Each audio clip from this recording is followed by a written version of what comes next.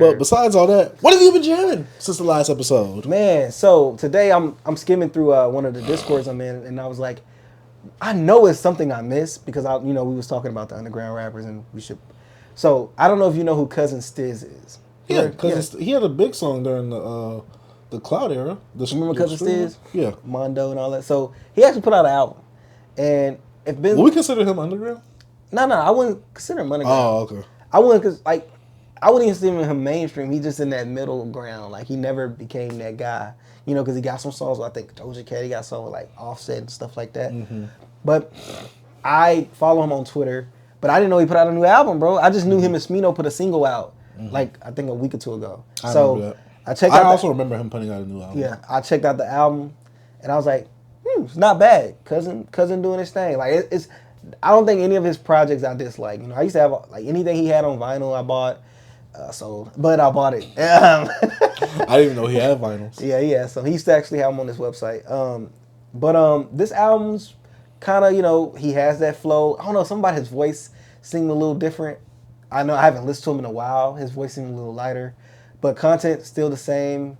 Flow still cool, man. Really good production on some of these songs. He had like some, like, not with hype songs, but just those like kind of stereotypical like trappy type sounding songs. Not like trap, but like, I don't know. I just can't really explain that the sound that he go for. He's from Boston, so like Boston, I know they have a sound more in the underground that I know, but like Boston mainstream, like rap music, like I don't know, it's not a sound. So it's a mixture of like Cousin Stizz, it's like it's influences from just modern hip hop, pretty much, modern rap music. And overall, I enjoyed the project. If any of you guys want to check it out, Cousin Stizz, like he put out dope stuff. Is he man. rapping? He be rapping. He got flow, but he not a lyrical miracle rapper, but he got good flow. He got some witty things he say there, but he kind of stick to like a little bit of street code there. I wouldn't consider him like, oh, he's just street rapper, but what I'm saying? I'm pretty sure he got ties, but not bad, man. He got some songs on here. I was into working a lot, so I didn't really get to like the songs I like. So when I make them, I'll revisit. I wish I had a favorite track to show, but I didn't freaking mark it. But I only listened to it once. I'm gonna try to go back to it over the week or so and re-listen to it and everything. But overall, it's called Cousin Stizz. Let me get the correct title for this. Cousin Stizz, is it GABOS? Game ain't based on symphony or sympathy? You said yeah, GABOS, yeah. Game ain't based on sympathy. Yeah, man. So check it out, man. Boston rapper, Cousin Stizz. You know what I'm saying? All right. Since you were talking about a good project, it's time for me to balance that out. I listened to one of the worst projects I've heard this year. Oh, my God. It's called Princess Pop That by Anycia. It's this girl. She has like a really popular song on TikTok right now. The reason I've heard of her was because she was on Flo Milli's song on her latest album, New Me. And as a feature, I'm like, okay, this sounds like a guy. So I thought it was a guy. But I was like, he threw the song off completely horribly. So I looked up who Anycia was, because I kind of want to see who the feature was. Looked up, it's a girl. I'm like, she got a deep voice? Yeah. And I went up like Flo. I'm like, whoa. Is she a lesbian or what? Nah, because she does a stereotypical P-word raps. With a deep voice? She has a very deep voice. Have you heard of Lil Tyler? Imagine him hitting puberty. That's what she sound like. So yeah, Princess Pop That is her debut project. 14 tracks. Came out 2024. As usual with these P-word rap albums, it's horrible. Very bad. I think I liked like maybe 2 songs on here, and one had a Lotto feature. So I'm like, all right, you kind of had an alley. She had Lotto? She almost has 1 million Spotify playlists. A million Spotify listeners. Yeah, but overall, she has a little buzz happening, but this project wasn't good. I like 3 songs out of 14. She even has Caribou on here, and she has this one thing that she does, just like Caribou, which has a nonchalant flow. Tell me why Caribou was on the song, and she sounded more charismatic than Anycia. I'm like, if Caribou is making you sound boring, you need to go back to the drawing board. Wow. Because I'm like, you don't have no flow. Your raps are lazy. You don't know how to ride the beat. You rap about the same goddamn thing. And to me, subject matter ain't the problem most of the time. It is when you don't know how to do it creatively or well or in a fun and energetic way. You don't make none of this sound fun. Damn. You make me want to be gay, B. Whoa. Because, B, all these P-word raps, it's all boring. Yeah. You're not making a man attracted to you with this. You're making him want to go the opposite way. This ain't it, B. Yeah. This ain't it. But yeah, Anycia, Princess Pop That. Please, you know what? I should have got the balloon and popped that. Get out of here, god dang it. Oh my God. All right. My next album is August Greene. Mm-hmm. It's the collective of Common, Robert Glasper, and Kareem Riggins. I knew about this album. It came out in 2018. I played it. I listened to it. And I was watching... What type of music is this? Oh, bro, this is like freaking Common. Rock, like, it's freaking soulful, Okay. you know, piano, instrument bass, like really good instrumentation. Some Pete Rockish type shit, okay. Yeah. Not barely, but like, yeah. A lot of pianos, like instrumentation. But soulful, but not like soul sampling. You get what I mean? Oh, okay. Yeah, Okay. more like original music. You know what I'm saying? Dang, you trying to say Pete Rock not a No, I'm not saying that. But I was so B from Dead and Hip Hop. Actually, I don't know if you saw that I posted and tagged him, and because he ended up liking our post on the Twitter because I posted and tagged him on this because I'm like, yo, I totally forgot this album, and I actually enjoyed it in 2018 because he mentioned it in the Common and Pete Rock review they did on Dead and Hip Hop, and I was like, dang, I forgot. Review. Yeah, so I was like, dang, I forgot that album existed. So I went and played. I'm like, dang, this is a really good album. I actually forgot. But yo, Common's rapping really good. Beats is good. Subject matter is just, you know, Common talking about, you know, blackness like all times. And over some really good beats. And like one of my favorite songs of all time called Optimistic. They actually remixed it. I remember this and I'm just like, man, this just sounds so great. So I don't know, man. This is really, really, really good in my opinion. I don't know. You might like it if you check it out, but I don't know if it's your wheelhouse. Because it's not like I said, the soul sampling type of production. You know what I'm saying? It's a little like down type soul. You know, it's a little different. So you might like it, you might not. Because I don't know if I recommend it to you. But you might check it out. It's up to you. Because I don't want you to come back here like, yo, B, that was boring or something like that. Because I will admit, it's like, it's not something that's going to have you like, oh, you know what I mean? It's not one of those type of albums. But if y'all ever want to give it a listen, if y'all some Common fans out there, check out August Greene. August Greene.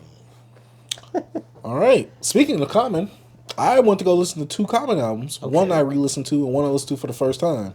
One I listened to for the first time was Finding Forever, since you told me that was Kanye West produced or production.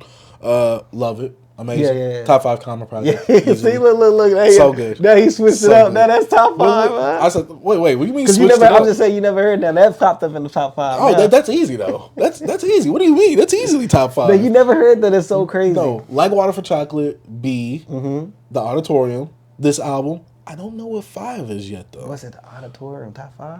No, yeah. Especially since to me, Common Sense? You don't think Common Sense? His first album, Can I Get $1 or whatever? Why I say what's the? Because that was his first. No, I'm talking about the one with Can I borrow $1? That's his Can first I borrow? album, No. Have $1. Can I borrow $1? I'm talking. Why I say Common Sense? Because that was his first rap name before he had to change it. I know. I'm talking about One Day It All Makes Sense. Oh, it'll all make sense. Why did I say Common Sense? One Day It All Makes Sense. Well, I mean, he calls me so Common Sense. I know, but I just said Common Sense. But I'm thinking of One Day It All Makes Sense. I thought you meant his debut project. No. But yeah, Finding Forever, really enjoyed that. Then right after that, I listened to Resurrection. I shouldn't have done that. I remember listening to that album. That came out like 2019-ish, right? 2018? What, Resurrection? No, Resurrection came out in like 1994. No, bro. That's the second project. Yeah, that's the one with I used to love her on there. Why I'm thinking of like the all black cover. You talking about the one where he's just looking? Yeah, it was a recent album. Why Resurrection? You talking about 2014? Yeah, I forgot the name of it. I kind of want to go through Common's discography, so I'm kind of like whittling it down. Yeah, Resurrection is like his second album. Yeah. You didn't like it? I shouldn't have listened to it right after Finding Forever because obviously from modern production to old 90s. And my thing is this, I think Common obviously easily still has it rapping. And to me, he don't sound dusty back then. But obviously the production to me was a bit dusty. Dang, no idea. No idea. I'm going to tell what you said, man. Go ahead. I mean, some of the songs, I like most of the songs. But man, you could tell some of this stuff was dated. So yeah. Wasn't for me, but it's not a bad project. It wasn't for me. I'm not going to put this in my rotation. But yeah, there are some songs I loved on here or really liked on here, like I Used to Love Her and things like that. I really wish he would have put on here on the next album because I don't know what the timeline was like, the B word in you. I really wish you would have I really wish you would have put that on there. But yeah, both good Common projects, but Finding Forever, even though Finding Forever's album cover is horrible and hideous, I really do like that project. Yeah, that is a weird cover. That is a horrible cover. That there is no excuse for this cover. Yeah, that is disgusting. Yeah. So yeah. I don't have another album. All right, man. I don't have to do albums. I can do singles. Can I just talk about 3 singles I've been jamming? So over this weekend, Wayne put out 2 stellar verses, bro. The Hotspot and the Cordae one. That's Is that he what's did called that, Hotspot? the one with DJ Premier. Yeah, Primo and Rick Ross. And Big Sean on the hook, bro. What's wrong with Wayne, bro? When he get on the beats, bro. He needs someone to push him. That's what it is. Don't let him. I think the thing with Wayne is this: do not let him get in his element because he will disappoint you. And when I mean element, the stereotypical mainstream rap sound. Don't put him on that. Put him on something that's actually going to test him. Bro, he went stupid. Yeah, that Cordae feature was great. Crazy, bro. And that feature on DJ Primo, fantastic. Bro, I was like, what? Like, feature Wayne, bro. But like I told you, Wayne is good in dosages. Bro. I'm telling you. I'm when he gets to that album. But I'm still ready for the album, bro. I'm still ready for the album. I think he could do it. Give us like 11 or 12 tracks, bro. He's not going to do that. And we need very different producers. Don't get... Come it's on, going to be man. a mainstream album, B. You know it's not. It's not going to be what you want it to be. It's like Drake. He's not going to give you the album you want. It's a Wayne album. Yeah. I'm sorry, but no. Like, I don't believe in this Wayne album. I want Wayne to give me him rapping out like on some soulful beats. Just he's not doing that. It's too late for that. Do Wayne know that he's one of the best rappers ever? Like, could he just do this for me? He knows that he's one of the best rappers ever, but I think he's been coasting. And see, this is the thing. Everyone's like, I don't know why people are dissing Wayne or why people think Wayne can't rap. You want to know why people think Wayne can't rap or that he's washed up? Think about every time he's featured on something, people are surprised like, oh, Wayne had a really good verse on there. Yeah. If he was a really good rapper, you wouldn't be saying that every single thing. It would be a common thing. Like, every time Wayne has a good feature, it's a surprise more so than the actual game. I think it's also because of that length of him just being Oh, you talking about the 2010s. Yeah. That was the worst era for Wayne. When it came to Carter 4 and after that, yeah, worst era of Wayne. From Carter 4 to Carter 5, finito. And another single I like, that Tory joint. Did you listen to both of them or just the one? Only one, because is it 2 on Spotify? Only song? So 2, but you know when you do the latest release, it literally puts the latest release at the top. I'm talking about the one about I Should Never Met You or whatever. Oh, the singing one? The singing one, because he put a rapping one out too. I didn't see that one. Yeah, because I looked and it's which one better? Which one you enjoy more? I'm a Tory fan, so I like both of them. Yeah, but he was rapping though. Either way, I want to talk about Tory stuff a little later. But either way, both singles were really fire. Yeah, I like that. I be jabbing that one, the singing one, bro. Like, yeah, that one was good. But yeah, those are 3 singles I was bumping this weekend. No, I don't really bump singles like that. I didn't want to listen to him, but I also wanted to listen to him to like be aware of like how he sounds coming out of jail though. Yeah, but they said he kind of using some of this stuff is pre-recorded, and some they say it's actually him recorded while he was in prison. Who said that? That's what he said. That? He said he Joe Budden actually said that he perfected recording from jail. So I honestly thought that he was gonna probably use some AI deconstruction type thing to help kind of like filter his voice in better in the studio or whatever. See, wish I never met you. Yeah, see when you do that, because it's the latest release, you got to go to the singles and then you see that one because that one came out the same day. Prison Tapes. Okay, I gotta check that one out. But yeah, next there's like 8 of them on Apple Music. It says more.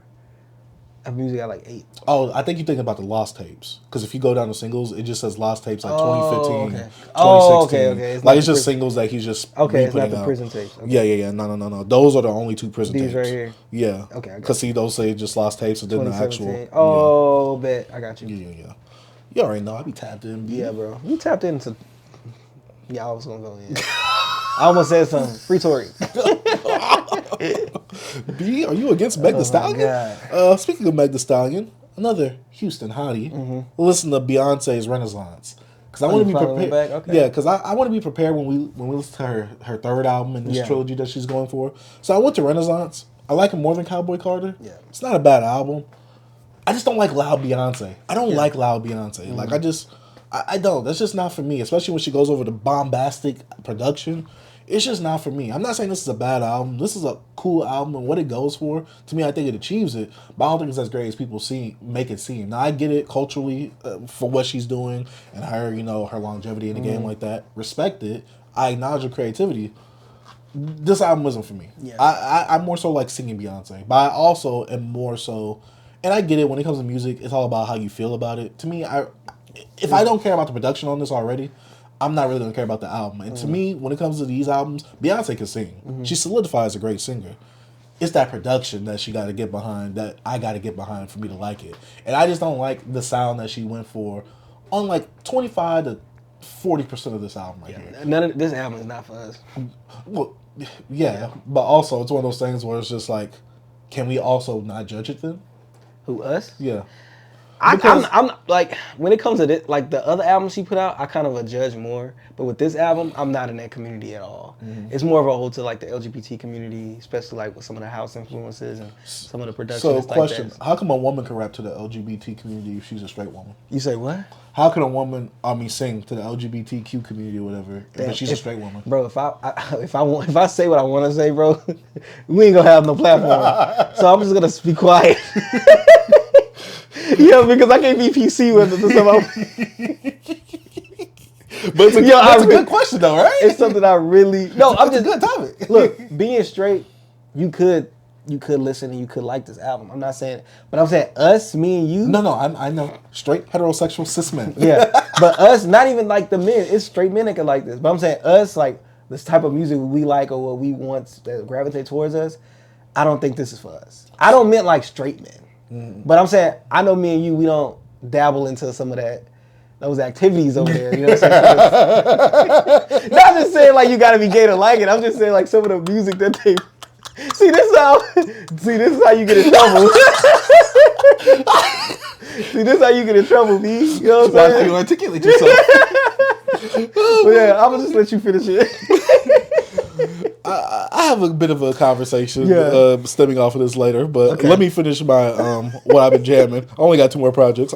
I want to follow The Leader by Rakim and Eric B, because you said that was a really good project. So I was like, all right. And since we did listen to the Rakim album this week, I wanted to kind of go back and also watch an interview with him. Yeah. I like this way more than Paid in Full. I like this way more. Oh no, that album's the best album. Follow Leader is their best. Oh, I thought you was about to say like I was bugging. No, that's their best album, bro. That first 3-4 tracks, bro. No, the whole album, even the breakbeats. Bro, I was just like, ooh. No, bro, that album's a classic. Yeah, like this album, even though it's not really talked about like that compared to Paid in Full, because Paid in Full, it's like how we say with Illmatic, how like it's the more impactful. Yeah, but when you talk to hip hop heads, that's the album. Mm-hmm. That's their album. Mm-hmm. That's the. Bro. To me, whatever they was doing, they perfected it right here. And you know me, I'm not a dusty guy. Yeah. I don't like listening to that dusty guy. The production on here ain't that dusty. Bro. What does Smokey say? Knock the dust off of it. Bro, how they start you up, bro, every time I play that album, bro, it made me want to go faster, bro. I love that album, bro. I can't believe you listen. That's dope, V. That's a good album. Well, I had to go back. I like them, especially since, I forgot I got to do my discography deep dive this week, too. But last time before I get into my discography deep dive, listen to Michael Jackson's Bad. Because, I listen to Off the Wall. I listen to Thriller. Bad's dope, bro. Bad is cool. I gave it a 3 out of 5. All right. You listened to Dangerous before, right? I'm not sure which one. I gotta see the cover. Okay. But I've listened to Bad before. But I'm trying to revisit these albums as an adult, and with more knowledge about Michael Jackson and his true impact, rather than he's just this big pop artist, like who he really was in terms of like his artistry. Right. That's why I'm trying to look at with some of these revisits and these first listens as an adult. Bad to me, I hate the fact that I like Bad, but I don't like it as much as Thriller or Off the Wall. And coming off of 2 great albums like that, a 2-peat run like that, Bad ain't bad, pun intended. Bad ain't bad, but to me it doesn't hit any of the highs that happened on those previous 2 albums. And to me, I feel like he was, I don't want to say forcing the pop, but the pop wasn't as greatly executed compared to like Thriller or Off the Wall. Off the Wall is his best album. I agree. I like Off the Wall more than Thriller. Off the Wall is amazing. But I can see why Thriller is. Yeah, it's the bigger. It's the bigger album. But I feel like mostly any Michael Jackson fans, Off the Wall is his best album. Yeah, Off the Wall is. That boy can sing. Bro, I play that album to this day. I still play that album. Yeah, even though it's way before my time, but yeah, Off the Wall and Thriller to me, 5 out of 5. Yeah, nothing's wrong. I mean, you could say something about maybe like, about the writing, or I guess maybe I don't know. If I had to really like nitpick or something, they like perfect to me. For me, yeah. Off the Wall and like What's Going On. I actually listened to that this weekend. That's too, like one of my perfect. And I tried to listen to a Miles Davis project. I love Miles. I quit the 3rd track. What'd you try? Bitches Brew. Miles Davis. Just the Miles Davis. It's Bro tried the jazz album. You not a jazz guy. No, especially with how long those tracks are. No, Dang, what's that Miles Davis album called? F. I think it's like his biggest one. F. I can't. Oh, Kind of Blue. Kind of Blue. Okay. Yeah. I tried that one out. I got 3 tracks in. I'm just like 45 minutes, 5 songs. I'm like, man, this ain't it for me. I'm like, I'm sorry. I had to put some Tupac on right after that. You're not avant-garde. Don't stop being nasty. You're just being nasty at this point. But yeah, that's about it for what I've been jamming. It's time to get my discography deep dive. What's up, man? I had to talk about and listen to the myth, the legend himself, Tupac Shakur. Oh yeah.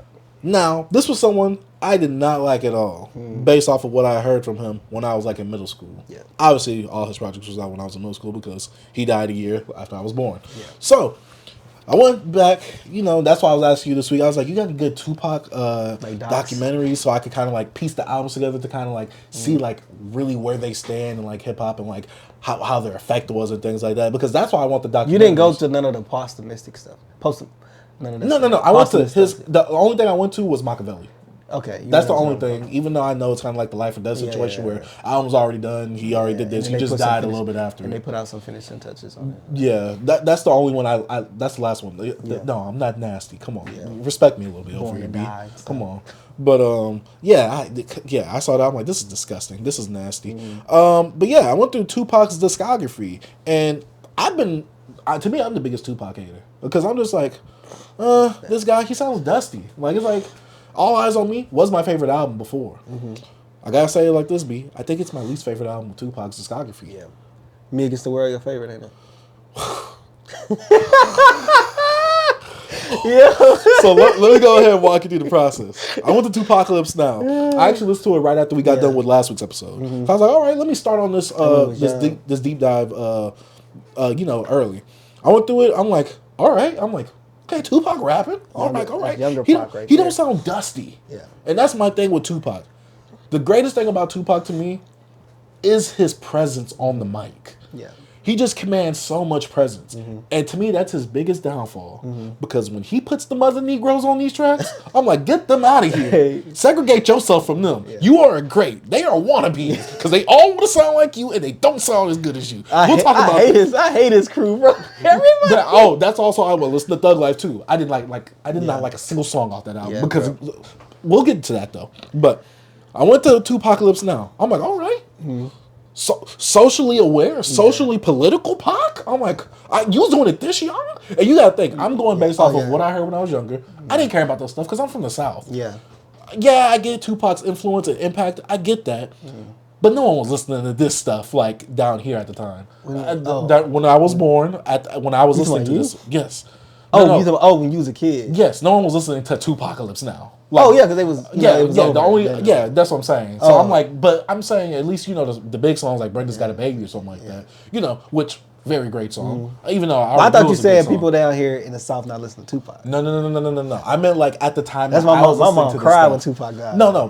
My mom's favorite rapper is Tupac. Same. So that's why it's crazy when I said like, I like Tupac. My mom loved Tupac. But yeah, I'm like, all right, socially and politically aware Tupac, I'm like, all right, I'm with this. This album to me stands for something. Yeah. Because every time I saw this cover, I'm like, this cover looks so dusty. This cover looks horrible. Oh, that cover is wild. Yeah. And don't worry, we get to even one worse cover. Strictly for my N.I.G.G.A.Z. I'm not gonna lie. I thought I was not gonna like this. Yeah.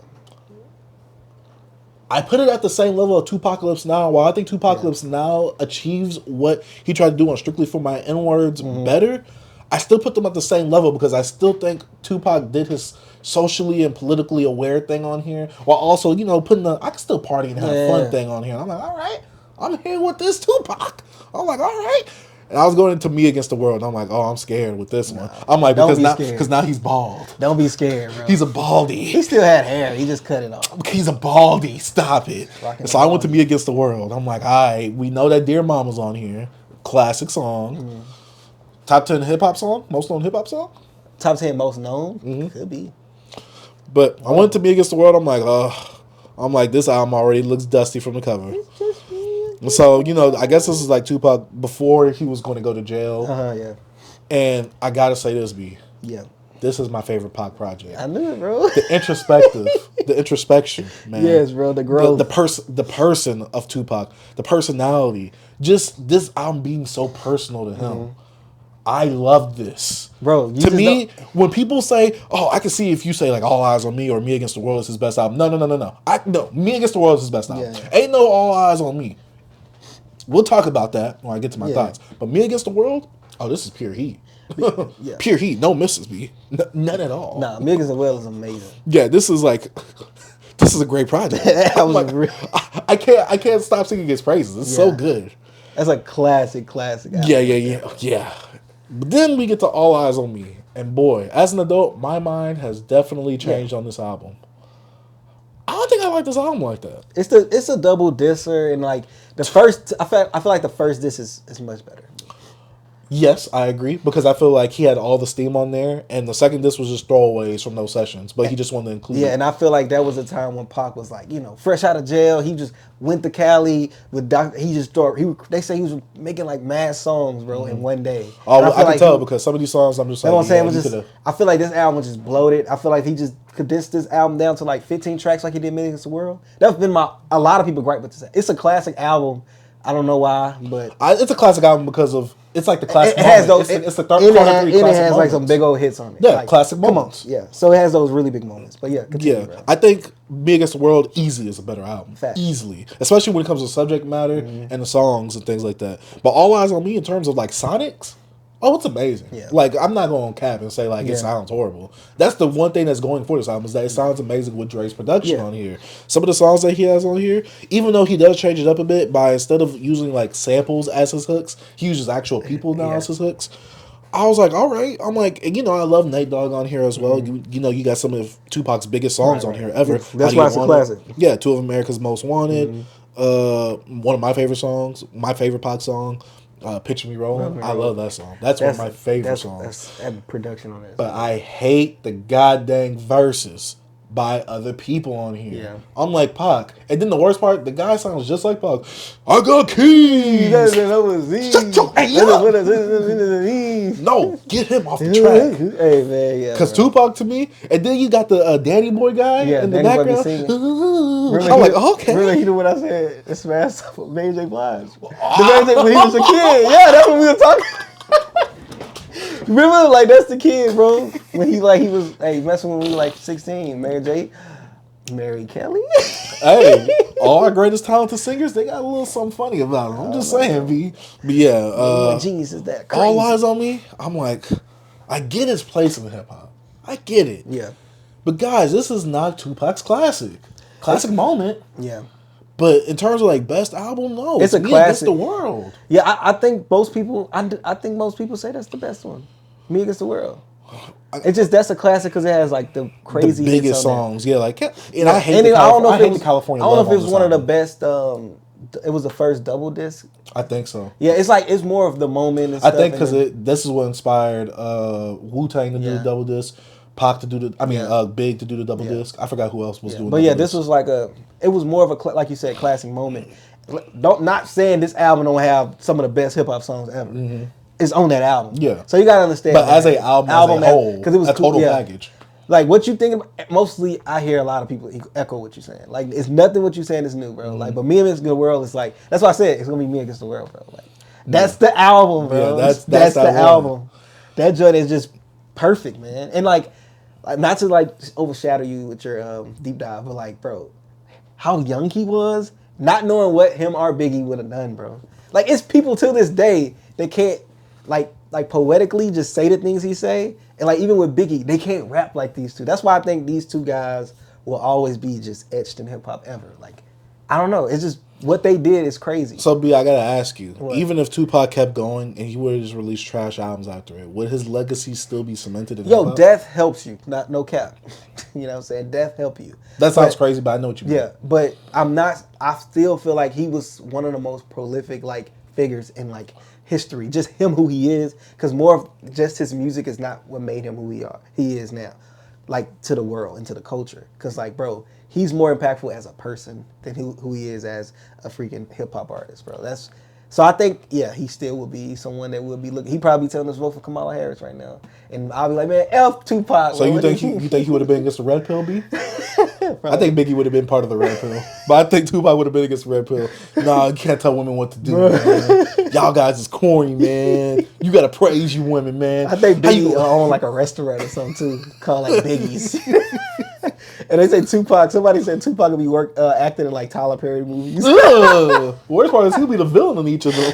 Oh man! Instead of that dark bald guy that was in Why Did I Get Married, he'd be instead married to Jill Scott. But nah, them two guys, bro, are always will be just. Yeah, I need to listen to Life After Death. I've listened to it before. Yeah. I was supposed to listen to it last week, but I got caught up with other stuff. And plus, like I said, I listened to 2 hours of Pac straight on All Eyez On Me. 2 hours and 12 minutes.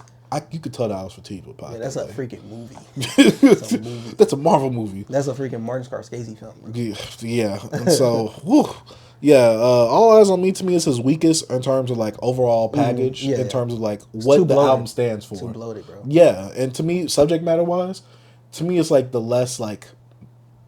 To me, it's the less impactful one because to me, he's trying to embrace this whole thug life thing, which I've been trying to watch interviews about that as well, about Tupac's change in the media and things like that, and how his perception changed after he played Juice and Bishop. I mean, Bishop and Juice.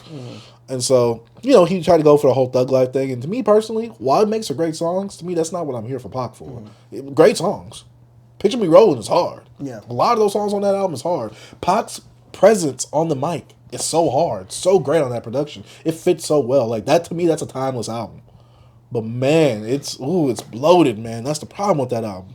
But then, I had to go to the Don Killuminati, the 7 Day Theory. Yeah. The album that came out after he died. A few days or like a week or two after he died. Just hearing that first track, it made me creep. It was creepy, man. It felt eerie. I was like, this was like a horror movie. I'm like, did Pac come up with horrorcore? But listen to this album right here. Him going over to the new name or persona of Makaveli. Yeah. Getting your goals done by any means necessary, basically. And I'm like, all right. Even though he didn't really care for the actual person named Makaveli, which to me kind of was like, all right. But listen to this album. I was a bit conflicted listening to it because I'm just like, this is at the height of the East Coast versus West Coast beef. You could tell from the songs. He's dissing Mobb Deep, Nas, Dr. Jay-Z. Yeah, what? No, he wasn't dissing Dr. Dre. He dissed Dr. Dre on that album. You mean did he? No, I'm saying he dissed Dr. Dre. No, I gotta remember which song that was because Ain't Picture Me Rolling on there? I'm Picture Me Rolling, but Live and Die in LA on there?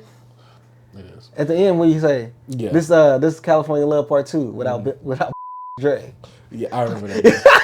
I remember that now. That's crazy. That is crazy to say. But yeah, that first track just coming in, dissing everybody. Yeah. I'm just like Pac. I'm not gonna lie. I don't want to be like this guy. You was asking to die. Nah, it was different. All that stuff had nothing to do with how he died. No, you right. Well, I don't know. They said Diddy put that $1 million hit on him. But yeah, I was just like, dog, like he trying to like Pac, like you was. I felt like Pac knew something. Yeah. He knew something. I believe in energy. I believe in speaking, how powerful words are. When you put stuff out like that, bro, it can come back at you. I listening to that album, I was scared. I'm like, I already know what happened. Yeah. But I was just like, I'm listening to the album. And while some songs to me, I was like, all right, these are cool. It's like, Just Like Daddy. I'm like, this ain't for me. Yeah, but he gotta have his lady song. Yeah. But, songs like Hail Mary, Toss It Up. Yeah. Against All Odds, Hold Your Head. Me and My Girlfriend, I liked it because of nostalgia, but personally as a song, I get it. Not for me like that, though. It's not a bad song, just not for me like that. I'm not bumping that. I don't even like the Jay-Z one like that. But overall, I don't know where I would rank this as discography. I like, because of the place it was at or released at in hip-hop at the time. He only put out really 5 albums. Well, 4 really, right? And then that would have been the 5th. This is the 5th album, yeah. It would have been 5th if he... So you think this is the worst album? You say you put this at 5. I'm saying for you, because how you're going by what you like. What will you put it for? I put All Eyez On Me 5. All Eyez On... I put All Eyez On Me 5. That's what I'm saying, yeah. But I don't know if I want to put this one at 3. I'm like middle of the road with it, because even though it's not necessarily the Pac that we got, there was something about this that made it seem like Pac was more of a being that knew something that we didn't. Yeah. There's something that just felt like something eerie on this album. Just from the production, what he was going for on this album, the different way he was rapping. Oh, Mary, oh, me. The stereotypical Pac that everybody memes now. Yeah. This is it right here. And I'm just like, I don't know where I rank this shit. I'm very confused on this album, my placement on it. Because while strictly for my N words and Tupacalypse have more heavier subject matter. To me, this one felt like I'm Tupac at the end. I don't give no Fs. Yeah. I'm letting it all ride out. Yeah. And I'm just like, I gotta respect that. I got to respect that. So yeah, I don't know why I rate this one. And then we can talk about Thug Life, B. Oh, you talk. And that's all I have to say about Thug Life. Yeah. I did never not like a single song off that. Man, I'm like, Pac, please stop putting people on. I get it, Pac. You had a platform. Yeah. That's all you needed was the platform. You was putting people on. I get it. Yeah, stop that ish. Well, I mean, you can't do it now. Them dudes suck, bro. Even on Hit 'Em Up, like, get out the way, yo. Get out the way, yo. Biggie Smalls just got dropped. I think it was even more disrespectful. I'm gonna let my homies ride out on you. Then you just dip out. I'm like, no, nigga, you come back. Come back. Look, you had the best part. I'm turning the song off after that. Get out the way, yo, dude. I'm turning the song off.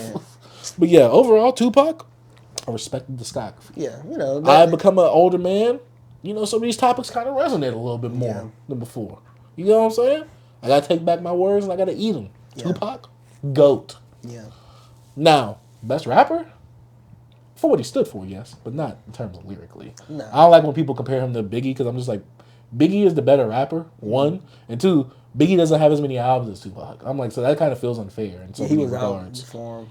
I feel like every time when people get into discussion on Biggie and Tupac, it's the same thing. Yo, Biggie a better rapper, but they bring up Pac impact and stuff like that.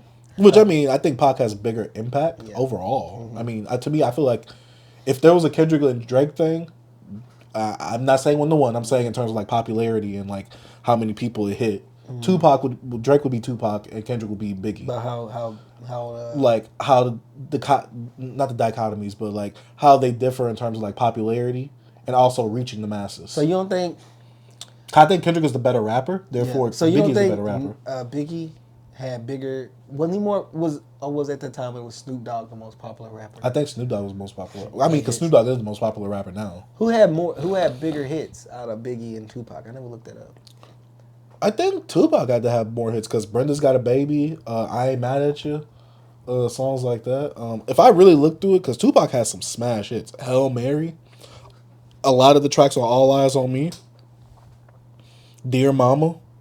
Yeah. I gotta look because I think the only reason Tupac has more, I'm not trying to discredit Tupac like this, but he has more of a sample size. So it's kind of easier for me like, oh yeah, Tupac, this song. While Biggie does have a great amount of hits for the two projects that he has, even though one is a double disc, to me it doesn't amount to how many Tupac has because, like I said, Brenda's Got a Baby. Let me see. I'm trying to see. It's not If My Homies Call. Brenda's Got a Baby. Not Soldier's Revenge. Keep Your Head Up. Yeah. I Get Around. Do You Got Me? I mean, Do You Got Dear Mama? I'm trying to see the other songs on Me Against the World, but I don't think there's really many out there. But then you got All Eyez on Me, which is just like ambitious as a writer. I won't deny it. Let me see. How Do You Want It? Two of America's Most Wanted.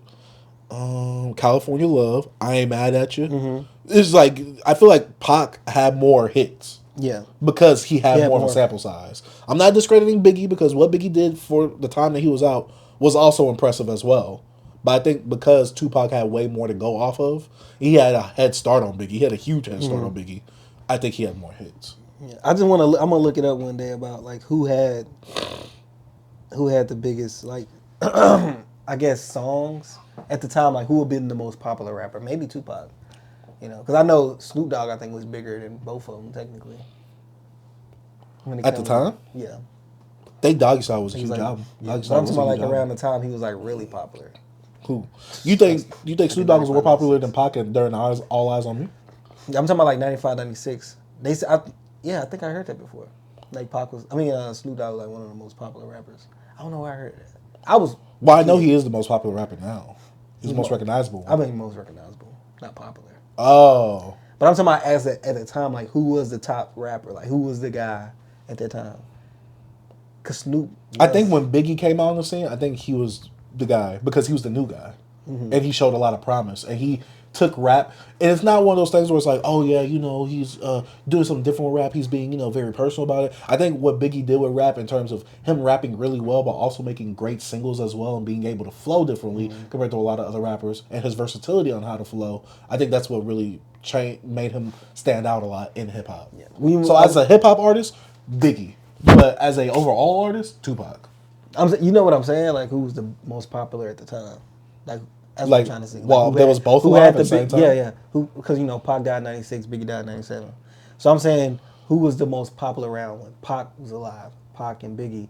Like, who was popular? Who had the most, like, Billboard joints, like, hits and stuff like that at the time? I never done that research. Like, I never have. But if I'm speculating, maybe Biggie. You think so? Because he was the new guy on the scene. We got Juicy.